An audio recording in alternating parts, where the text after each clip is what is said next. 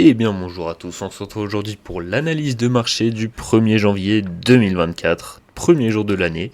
Donc avant que l'analyse ne commence, je vous souhaite à tous de joyeuses fêtes, de meilleurs vœux, faites vos bonnes résolutions dans le domaine qui vous intéresse. À titre personnel, j'ai pris des petites résolutions dans le domaine financier, dans le domaine du trading. Et surtout soyez réalistes, c'est ce qui est le plus important.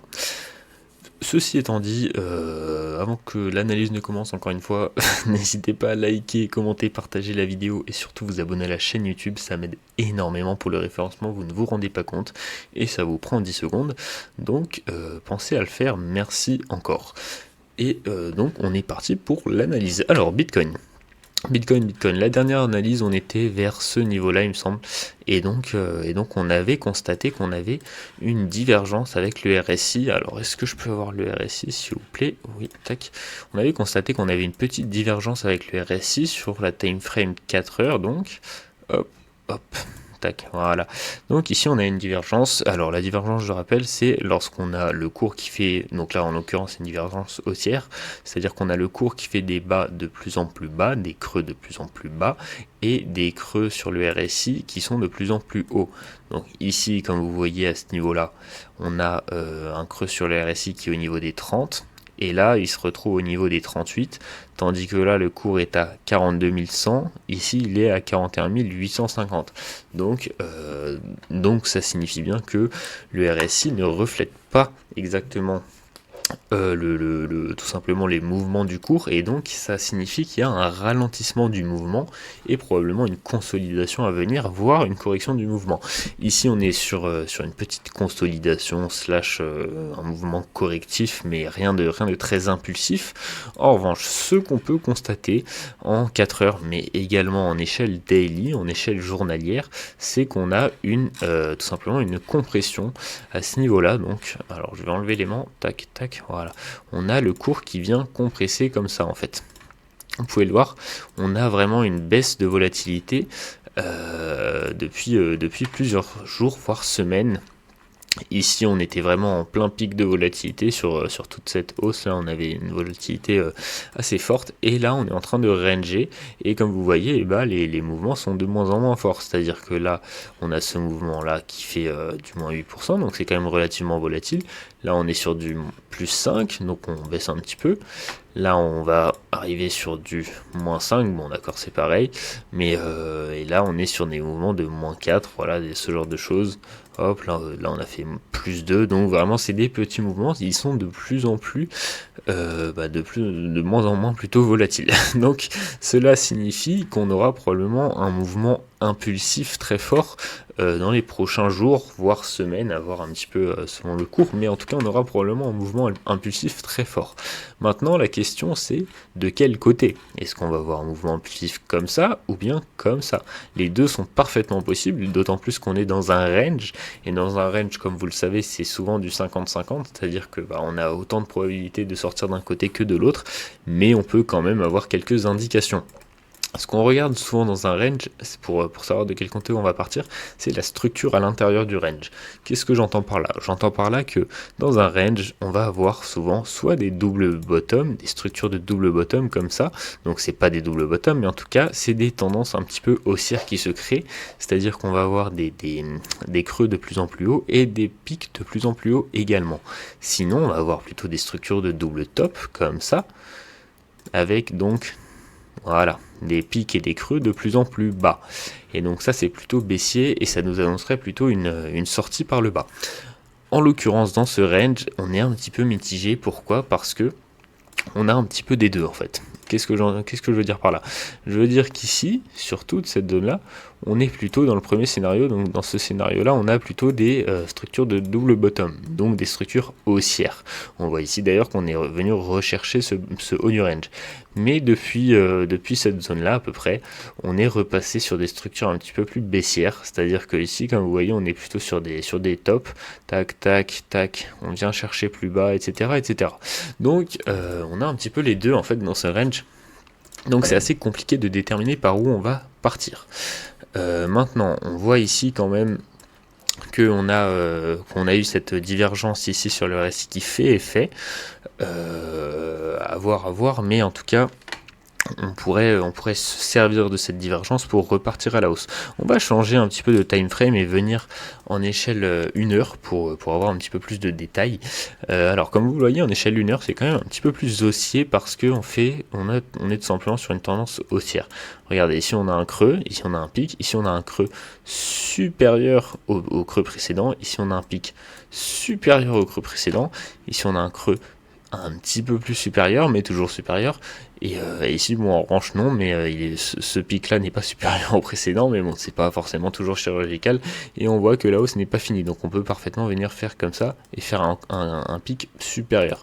Donc voilà, ici en échelle 1 heure, on dessine une petite tendance haussière quand même, donc c'est plutôt bon signe. À savoir quand même que ici, j'ai noté ici que ce point-là, c'était le niveau à break pour repartir en tendance haussière court terme 4 heures. Qu'est-ce que j'entends par là? C'est-à-dire que ici, si on vient casser ce niveau ici, tac, un petit peu, alors on pourrait faire quelque chose un petit peu comme ça, bam, avec un pullback ici, ce serait très bon signe pour la suite. Et on reprendrait un petit peu une tendance haussière. Alors avoir la structure, hein, c'est pas une condition en elle-même qui va définir complètement la suite, mais ce serait plutôt bon signe. Alors bon, faudra voir le momentum, faudra voir un petit peu le sentiment du marché aussi, l'order flow, tout ça, les institutionnels comment ils rentrent, les particuliers comment ils rentrent, mais en tout cas ce serait un bon signe de break ce niveau-là. D'autant plus que c'est sur un niveau de range, donc en fait c'est ici une vraie résistance, hein. En fait on va même tracer la zone de résistance juste ici. Alors on va mettre hop, tac, c'est une supply zone tout simplement, donc zone de distribution. Donc c'est-à-dire qu'ici il y a probablement pas mal d'ordres de vente qui sont placés, et donc si on vient casser vraiment cette zone là pour partir à la hausse, bon bah là c'est très bon signe et on ira probablement chercher beaucoup plus haut. On verra un petit peu les targets après. En revanche, si on vient break ici ce niveau là, tac, niveau break pour confirmation claire de la tendance baissière, là ce serait plutôt mauvais signe, on viendra sans aucun doute, enfin on n'est jamais sûr, mais en tout cas probablement venir chercher ce range ici à ce niveau là, parce qu'en fait tout simplement on a très peu travaillé ce niveau là, donc ça va descendre comme dans du beurre, et donc on viendra chercher ce range, et là sur ce range on verra un petit peu la réaction du marché. Je rappelle que c'est le premier arrêt de Fibonacci, donc ça peut être un rebond très fort pour repartir plus haut. On peut parfaitement faire quelque chose un petit peu comme ça, tac tac, on arrive là à ce niveau là, bam bam bam, on va chercher de nouveaux sommets, on va chercher plus haut et toujours plus haut. Ou bien on peut très bien faire ça, ranger un petit peu, commencer à faire des double bottom en échelle journalière et puis repartir aussi. C'est totalement possible également. Donc voilà. Donc pour la suite, en tout cas, voilà, comme je vous ai dit, en fait là c'est un range et on attend tout simplement de voir comment va se dérouler cette sortie de compression. C'est vraiment ça qui va nous intéresser, c'est observer cette compression en échelle 4 heures, donc même en échelle 1 heure, hein, c'est l'observer vraiment et on verra un petit peu comment ça se déroule. Si vous voyez une grosse bougie haussière qui s'imprime et qui vient complètement casser sur Angelos, bon bah on ira chercher plus haut et on ira chercher probablement dans cette supply zone pour voir un petit peu comment ça se déroule, mais si on vient de la casser, c'est extrêmement bon signe comme je vous ai dit. Et si à l'inverse vous voyez une grosse bougie baissière qui vient chercher ce niveau là, on verra d'abord la réaction ici, et si on break ce niveau, ce sera directement en direction ici le range précédent. Évidemment ne rentrez pas en position si on fait comme ça, ah je rentre ici directement, non, on peut avoir des fake out comme je vous ai dit, donc attendez une vraie confirmation, une clôture de bougie, potentiellement ça peut être une confirmation intéressante, et dans ce cas-là, bah, y aura des petits trades à prendre sympathiques. Vous pouvez également possiblement attendre un pullback sur ça, c'est possible qu'on vienne en faire un, donc on sort comme ça, bam, bam, on vient faire le pullback ici, là vous rentrez en short, et on repart ici. Vous mettez votre stop, je sais pas, vous calculez, mais ici sur ce niveau-là, et votre take profit ici, et vous avez un trade très intéressant à prendre. Mais écoutez, je commence à être un petit peu long là sur Bitcoin, donc je vais m'arrêter là et je vais passer directement à la Bitcoin dominance. Alors comme vous voyez, j'ai pas mis tout comme d'habitude au niveau du programme. J'ai mis uniquement Bitcoin, Bitcoin dominance et Ethereum parce que simplement sur le dollar, le marché est fermé. On vient de sortir du week-end et là c'est un jour férié sur les marchés, donc à cause des festivités, le nouvel an, etc. Donc c'est normal. Donc il n'y a pas eu de nouvelle update sur le dollar. Regardez la vidéo d'hier si jamais vous voulez une analyse du dollar. Et l'Ethereum contre Bitcoin, pareil, ça n'a pas bougé beaucoup, donc je préfère ne pas le mettre. Bitcoin dominance. Alors, en fait, j'aurais pu ne pas l'analyser non plus. Je crois que la dernière analyse, on était vers là à peu près. Bon, globalement, ça n'a pas changé, hein. Voilà, on a eu une petite correction, une mini correction du retracement là. Et probablement, ce qui nous attend, c'est aller chercher plus bas vers cette zone-là ici des 48,8%. C'est totalement possible et c'est totalement cohérent et c'est probablement ce qui nous attend. À échelle dans plusieurs semaines probablement. Ça va jouer sur plusieurs semaines, mais en tout cas c'est probablement ce qui nous attend. Donc la target des 48%, enfin 48,8%, oui, bon, ça change pas grand chose, j'ai envie de vous dire, mais voilà. Et dans ce cas là ce serait très très bon pour nos altcoins, on aurait des belles performances sur les altcoins, ce serait vraiment une bonne nouvelle. Alors, donc ça c'est pour la Bitcoin dominance, hein. Comme je vous ai dit, ça n'a pas changé beaucoup, donc je vais pas m'attarder dessus. Il y a la vidéo d'hier ou d'avant-hier, je sais plus, si vous voulez aller la voir. Alors, Ethereum, c'est un petit peu pareil en fait que sur Bitcoin, c'est un petit peu pareil, cependant ici on va chercher directement en échelle 1 heure, on va aller regarder direct en échelle 1 heure, voilà, parce que là en 4 heures c'est pas assez détaillé, c'est-à-dire que il me semble qu'on était vers là la dernière analyse et ça n'a pas changé grand chose, mais en échelle 1 heure on a un petit peu plus de détails que la dernière fois, j'ai l'impression, parce que ici on voit qu'on a quand même plus une structure de bottom qui est en train de se former. Qu'est-ce que j'entends par là? J'entends que en fait on est sur des mouvements un petit peu comme ça, avec des bottoms qui se font, qui viennent pas casser les bottoms précédents. C'est-à-dire que, attendez, je vais faire un truc un petit peu plus clair, regardez ça. Hop, ici on a un double bottom, tac, tac, tac. Ah oui, à savoir que souvent les double bottom dans des ranges comme ça ne se confirment pas, hein. Ils ne sont pas confirmés, c'est-à-dire qu'ils vont pas chercher leur target. Ils ne sont pas faits pour être confirmés, les double bottom. Ils vont pas chercher leur target ici, etc. Et ni les double top. Ils sont simplement là pour imprimer des structures et nous donner une petite indication sur la suite. Donc là on a un premier double bottom. Ici, à ce niveau-là, bon, ici on peut en distinguer un petit peu, voilà, comme ça. Pareil, on peut voir que le bottom ici ne vient pas casser le précédent bottom, donc c'est une bonne chose. Ici on peut également en avoir un, tac, tac, tac, tac, tac. Pareil, ça ne vient pas casser le précédent bottom.